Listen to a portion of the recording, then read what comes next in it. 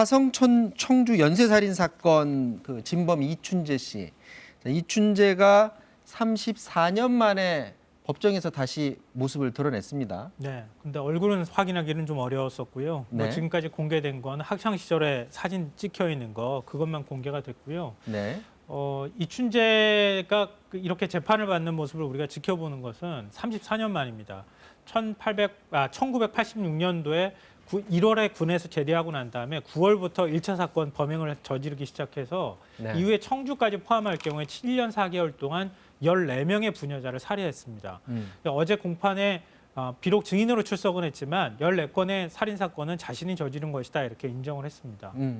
자, 이춘재가 그 14건 가운데 어제 섰던 거는 이제 증인으로 섰던 거고 8차 사건에 대해서 지금 증인으로 섰던 거잖아요. 네, 맞습니다. 8차 사건 피고인이 아니라 증인으로 섰습니다. 이 사건을 좀 자세히 말씀을 드리면 당시 이제 태안읍에서 발생했던 사건이고요. 만 13세, 그러니까 중학생이었죠. 여학생이 11시 넘게까지 집에서 TV를 보다 잠들었는데 다음 날 어머니가 이제 깨우러 가보니까 이미 이불 속에서 사망한 사체로 발견이 됐습니다. 그런데 성폭행한 흔적도 있고 목이 쫄린 흔적이 있는 그런 상태였고요. 이것으로 인해서 이제 그 다음 해 89년에 윤석열 씨가 범인으로 지목이 됐습니다. 그래서 무기징역을 1심에서 선고받고 항소를 했는데 2심, 3심이 다 기각이 되고요. 네. 결국은 20년을 복역하고 2009년에 가석방이 됐습니다. 자, 결국에는 저 사건의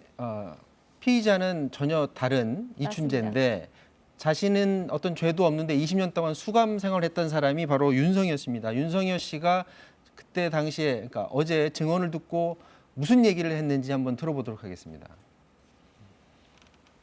이춘재 씨가 나와가지고 뭐 진실을 말해준 건 고마운 일인데 참 100%는 참 만족하지 않아요, 솔직히 말해서. 하지만 그분이 양심적으로 얘기를 해주니까 마음을 한쪽으로 홀가분 하고 재판이 뭐 잘 될 거라고 생각을 하니까 결과는 끝까지 지켜봐야 되니까 지금 뭐라고 얘기는 할 수 없어요. 아니, 여기까지 오기까지 참 시간이 많이 걸렸지만은 그 사람한테는 좀 고맙다는 얘기를 하고 싶네요. 자, 이춘재가 이제 고백을 해서 지금 알은 거지. 경찰은 고백 전까지는 저걸 일종의 모방 사건, 그러니까 다른 사람이 모방해서 한 사건으로 지금 봤다는 거잖아요. 네, 그렇습니다. 이 부분이 좀 문제가 되고 있습니다. 사실 이춘재가 그 전에 이렇게 저질렀던 범죄들을 보면은 네. 굉장히 좀 다릅니다. 수법이 사체를 주로 야산이나 이렇게 밖에 버렸고요. 네. 그다음에 그 피의자의 어떤 속옷으로 재갈을 물린다든지 좀 끔찍한 이런 범행들을 했는데 지금 이 8차 사건 같은 경우는 그냥 본인이 자는 이불 속에 있었고 뭐 그렇게 끔찍한 뭐 재갈을 물린다든지 이런 수법이 전혀 없었기 때문에 수법이 다른데 왜 이것을 이제 모방 범죄로 처리했냐 이런 문제가 계속 제기가 되고 있는데 경찰 측에서는 이게 국과수에 거기 현장에서 나온 채모를 바탕으로 이런 결론을 내렸다라고 얘기를 하고 있습니다. 채모에서 티타늄 성분이 나왔고요. 그다음에 혈액형, B형 혈액형이 나왔다고 합니다. 그래서 그 태안읍 주변에 티타늄을 다루는 그런 사람들을 다 추린 거고요. 거기서 또 B형을 추린 겁니다. 그중에서 다시 인접한 곳에 사는 사람을 줄여서 이제 한 40명 정도를 줄여서 그 안에서 이제 검사를 시작을 했는데 거짓말 탐지기를 사용해서 죽였냐, 안 죽였다 그랬는데 거짓말로 나왔다는 겁니다. 네. 그래서 그런 것들을 나름대로 경찰 측에서는 과학적 근거를 가지고 결론을 내린 것이다 이렇게 얘기를 하고 있기는 합니다만 자백이 지금 새벽 3시로 나와 있거든요. 또 네. 그런 것들을 좀 참고해 봤을 때 아무래도 이 강압 수사가 있지 않았나라는 의혹에서 벗어나기는 힘든 것 같습니다. 강압 수사 부분에 대해서 경찰은 뭐라고 얘기를 하나요? 당시 형사계장은 강압 수사는 없었다 이렇게 주장을 하고 있고요. 네. 우리는 국과수의 감식 결과를 따랐을 뿐이다 이렇게 얘기를 합니다. 근데 또 수사를 담당했던 형사, 신모 형사의 얘기는 좀 얘기가 다른데요. 어찌됐든 우리가 잘못한 부분은 인정하겠다 이렇게 얘기를 합니다. 그리고 최모 형사가 그 당시에 강압 수사를 했다. 잠을 안 재우거나 아니면 뭐 쪼그레뛰기를 시킨다거나 이런 식으로 이제 고문을 했다 이렇게 얘기를 하고 있는데요. 근데 최 형사는 사망한 상황입니다.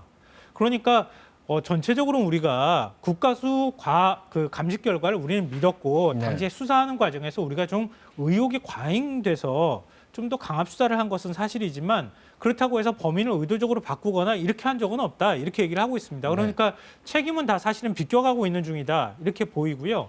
경찰에서는 당시에 8차 사건을 담당했던 형사들에 대해서 특진을 시켜줬는데 그 특진한 인사 조치를 무효하거나 아니면 특진을 시켰을 때 거기에 따르는 봉급 인상분에 대해서 다시 되돌려받는 방안에 대해서 검토하겠다 이렇게 밝히고 있는 중입니다. 자, 이춘재가 자백을 하면서 그 화성 연쇄살인 사건의 그 진실이 지금 밝혀지고 있는데 이번 사건이 우리 사회에 남긴 교훈이 있다면 어떤 걸 꼽을 수가 있겠습니까? 좀 그 사실 굉장히 오랜된 사건이기도 하고요. 그리고 또 그 사건에서 진범이 밝혀지기까지 굉장히 오랜 시간, 34년의 시간이 걸렸거든요. 네. 근데 그런 과정에서 DNA 검사를 통해서 진범을 특정할 수 있었다.